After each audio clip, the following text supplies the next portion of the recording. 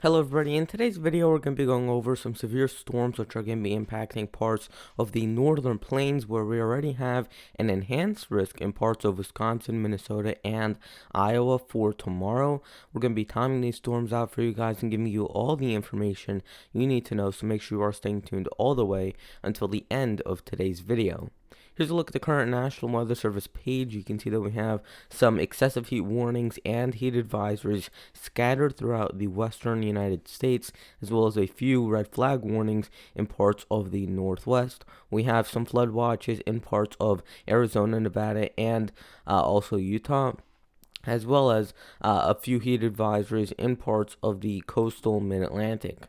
There aren't many more watches or warnings currently in place, but yesterday we did see a high temperature of 127 degrees in Death Valley, California, which was tied with Stovepipe Wells, California. Both of them got up to 127, and the low temperature was 30 degrees in Peterson's, Utah, and Stanley, Idaho. Both of them tied for the national low temperature yesterday. The highest rainfall report was in Weeping Mary, Texas, where they got 5.94 inches of rain, and there were no snowfall reports yesterday. Here's a look at the current Storm Prediction Center forecast for today. You can see how we have a couple areas of concern. We have one in the southwest, which we made a video about yesterday. We have that area in the northern plains, which we're going to be talking about today. And then we have another area in the northeast where we could be seeing a few pop-up storms here and there.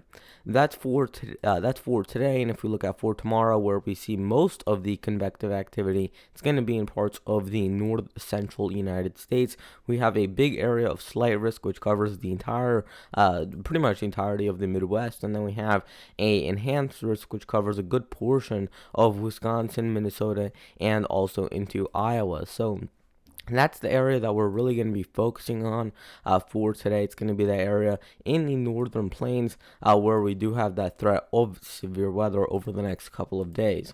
Taking a look at the simulated radar from the North American model, this is just going to be timing this out for you guys through tonight and into tomorrow, where we're going to be seeing the storms kind of pop up and fire up and move into these areas. So you can see these storms are already starting up into parts of the Dakotas, Wyoming, and Montana as we head to 12 a.m. tonight.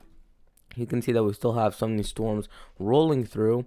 These are just going to continue to move on through the Dakotas, and eventually they'll head out through parts of Minnesota. They're still fairly weak by this point. Nothing really too concerning in this model image. We're just dealing with pretty much just some plain rain in these areas with nothing that's too concerning in terms of severe weather. So we might see, again, a few flashes of lightning or thunder, but we're not dealing with anything that will really cause any damage in terms of winds or tornadoes or even hail. That's going to really stay into parts of Minnesota, Wisconsin, and Iowa with those types of threats.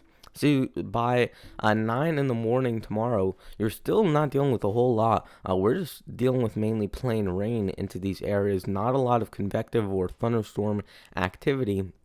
Moving on to noon tomorrow Central Time, and you can see that we're still dealing with not a lot going on in these areas, just rain, but you are still starting to see a few storms pop up here and there.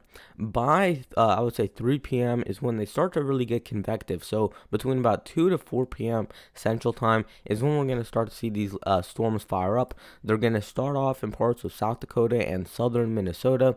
They'll kind of carry up through into northern Wisconsin, and then these are going to die out actually, and we're going to see another line of storms move into this same area. So you're actually going to have two different lines of storms that you're going to want to pay attention to. The first area, this area that's currently developing, has a higher chance of developing tornadoes and hail. The next line, which is going to form in parts of Iowa, Minnesota, and Wisconsin, kind of like this, is going to have a higher threat of seeing more of the wind damage and also maybe some small hail here and there. Not really a tornado threat on the second line of storms, and you're going to see why in just a second.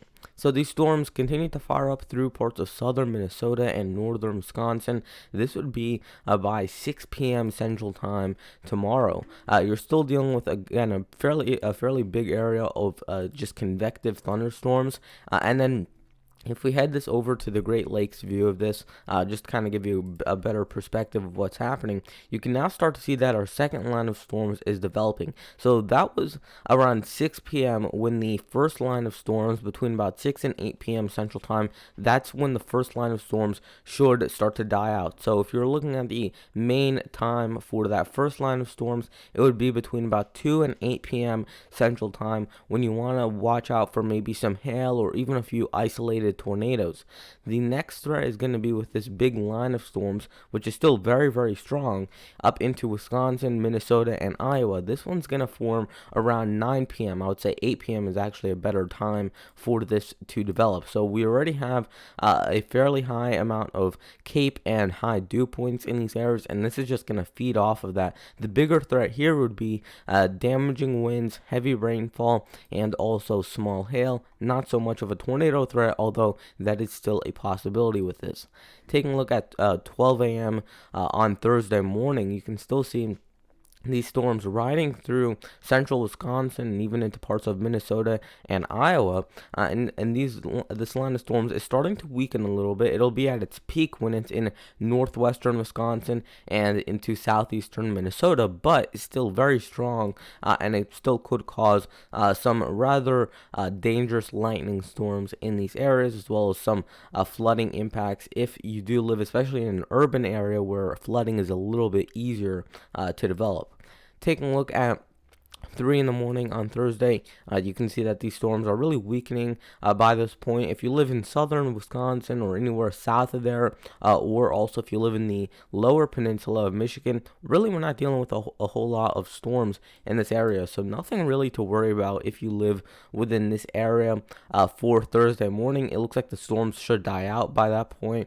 So again, nothing really too major to worry about in those areas. And then again, you can see that storm pretty much completely breaks off, especially as it's moving through Lake Michigan with a little bit of the chillier lake waters. That could definitely help break apart these storms. Taking a look at the total amount of rainfall out of that event, we're looking at in the yellows 1 to 2 inches, 2 to 3 inches in the reds and oranges.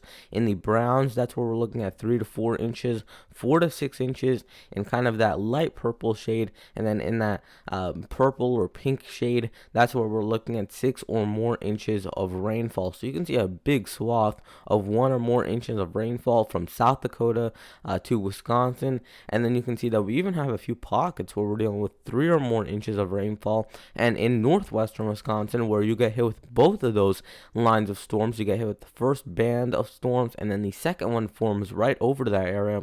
That's where we could be dealing with some fairly impactful flooding, around 4 to 6 inches of rainfall, or even more than 6 inches of rainfall in some of these isolated spots. So if you live within that area, definitely you want to pay attention to the radar as these storms are developing tomorrow afternoon.